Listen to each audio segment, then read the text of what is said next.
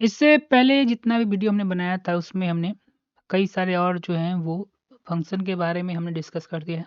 कृपया उसे देखकर आएँ।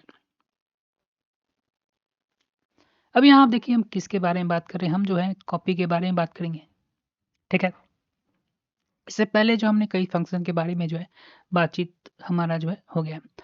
अब कॉपी फंक्शन जो है, कॉपी का स्ट्रिंग जो कैसे काम करता है देखिए, to copy the value one string to another you can use. अब एक स्ट्रिंग में जो लिखा हुआ है उसको कॉपी करना करेंगे कैसे देखिए, उसके लिए हम यूज़ करेंगे strcpy कॉपी कॉपी फंक्शन, यही इसी फंक्शन का हम इस्तेमाल करेंगे, ठीक है? अब एग्जांपल देखिए यहाँ पे हमने जो है यहाँ पर एक वैल्यू को डिक्लेयर कर रखा है जिसमें हमने हेलो वर्ड जो है स्टोर किया है और 20 इसका डेटा साइज है str1 में इस वैल्यू को हमने स्टोर किया है। अब देखिए कॉपी str2 कॉपी 1, इस कॉपी फंक्शन की मदद से अब हम क्या कर रहे हैं, हम जो है str1 में जो फंक्शन रखा हुआ था उसको कॉपी कर रहे हैं कहाँ, str2 मतलब str1 से कॉपी कर कर हम कहाँ डाल रहे हैं, str2 में, ठीक है? उसके लिए क्या करना होगा, आपने यहाँ पर देखा हमने किस तरह यहाँ पर हमने str कॉपी फंक्शन का जो इस्तेमाल हमने किया है, ठीक है? कैसे करेंगे देखिए, जिसको कॉपी करना है,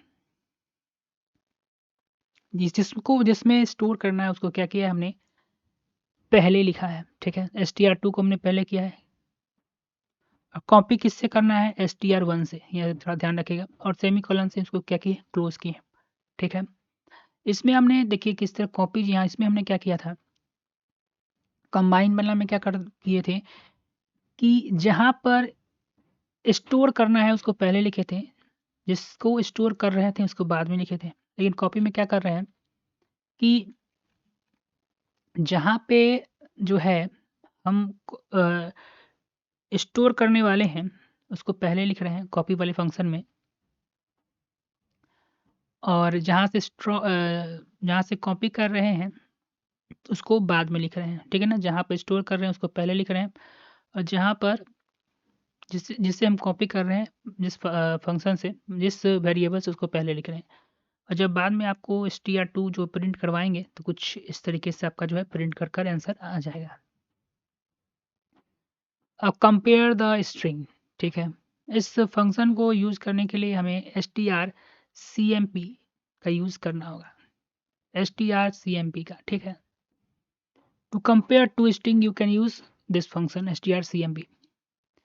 return 0 if two string are equal, otherwise a value is not equal।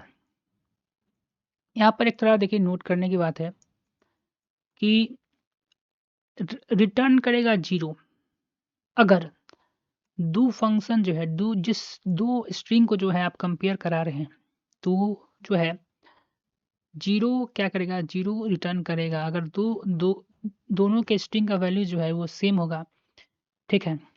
If two strings are equal, otherwise value is not equal, not a 0। नहीं तो इसका अगर इक्वल होगा तो 0 देगा और नहीं होगा तो वैल्यू तो 0 नहीं होगा। चलिए एग्जांपल देखें, यहाँ पर हमने 3 जो है स्ट्रिंग हमने बनाया है, इसमें जो है हेलो वर्ड किया है, इसमें भी हेलो वर्ड, यहाँ पर सिर्फ हमने हे किया है, ठीक है?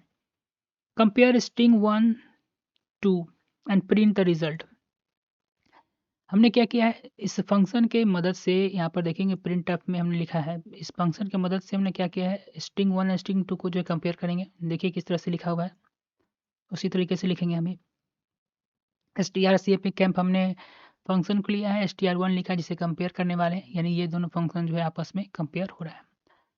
और यहाँ पर एक पहले हम काउंट कर लेते हैं, दोनों तो सेम ही है, तो यहाँ पर रिजल्ट जो है हमारा 0 आ रहा है, ठीक है?